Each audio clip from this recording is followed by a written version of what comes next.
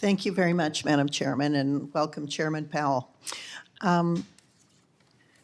When you're setting these rates and making these decisions and seeking that 2% magic number, are you considering the cost of borrowing for the United States, knowing that Congress has over borrowed and that we have overspent and that the national debt is at now at least 97% of GDP, and that we're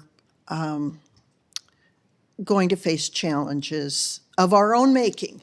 This is not about what the Fed has done. This is what about the Congress has done that you have to factor in to your decisions. Do you think about the costs of borrowing for the United States itself? No, we do not, and we're not going to. In other words, that would be fiscal dominance. If we were, constrained in our monetary policy by the budgetary situation of the United States, and we're not. We're clearly not. The path we're on is not sustainable, but the level of debt that we have is not unsustainable. Is sustainable. Put it that way. So we don't think about interest costs when we make monetary policy. We think about maximum employment and price stability. It's your opinion that the level of debt we have is sustainable? Yes, I mean we have the largest economy in the world. We can service this debt. That's not the problem. The problem is that we're on a path where the debt is growing substantially faster than the economy, and that's kind of by definition in the long run unsustainable. And the way countries have gotten fixed that is with longer term programs that have bipartisan support and that address the actual problem in the budget. That's really the formula. Thank you. I'm going to switch to stablecoins. You're a member of the President's Working Group on Financial Markets. The working group called for bank-like regulation of stablecoins in late 2021. Then on January 3rd of this year, in a joint staff statement, the federal banking agencies stated that even after the bank's capital, BSA, AML, and risk management, a bank issuing a stable coin on a, quote, open, public, or decentralized network is highly likely to be inconsistent with safe and sound banking practices. I'm going to say that again. Even after a bank's capital, BSA, AML, and risk management, a bank issuing a stablecoin on an open, public, or decentralized network is highly likely to be inconsistent with safe and sound banking practices. So I'm a little confused about where we're heading on stablecoins. Does the January 3rd statement mean that the Fed has decided that stablecoins on a permissionless distributed ledger have no place in banks? So I think that there are real concerns about permissionless public blockchains, and the reason is that they've been so susceptible to fraud, to money laundering, and all of those things. So I think what you heard from the federal banking agencies in one of their reports was that they would tend to look at those as not consistent with safety and soundness.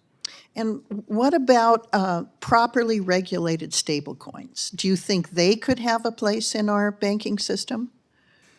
I certainly think that in a world of appropriate regulation, where the same activity, where stablecoin activity gets the same regulation as comparable products in different places, then there certainly could be a place for stablecoins in our financial services sector. Thank you. The European Union, UK, Australia, Switzerland, Singapore, and others have all moved over the last few years to create a legislative framework for digital assets. The European Union in particular is attempting to be a standard setter again, like it was with its data protection rule. Is the United States in danger of being a rule taker, not a rule maker, when it comes to digital assets? I do think it would be important for us to have a workable legal framework around digital activities. I think that is important and something Congress, in principle, needs to do, because we can't really do that. Yeah, thank you. Senator Gillibrand and I agree with you. One area we've already seen is in the Basel Committee on Bank Supervision. They propose prudential treatment for crypto assets framework, setting forth banks' capital standards for digital assets. The Basel Committee's framework does not impose a capital charge for digital asset custody, whereas the SEC's Staff Accounting Bulletin 121 imposes a prohibitive capital charge through the back door and places consumers at risk in bankruptcy. Similarly, the Basel Committee framework allows banks to issue or hold digital assets on their balance sheet if the requisite capital is set aside.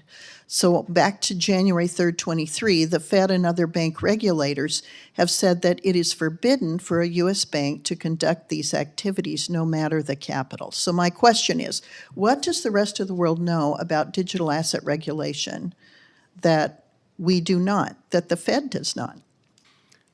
So as we discussed, this is an SEC staff accounting bulletin, and it's not something that the Fed issued, and I'd be loath to comment directly on it. The issue is, and what concerns me, is that the Fed and other federal banking agencies are not following international norms on digital asset regulation. That's just my comment. Thank you, Chairman Powell, for being here.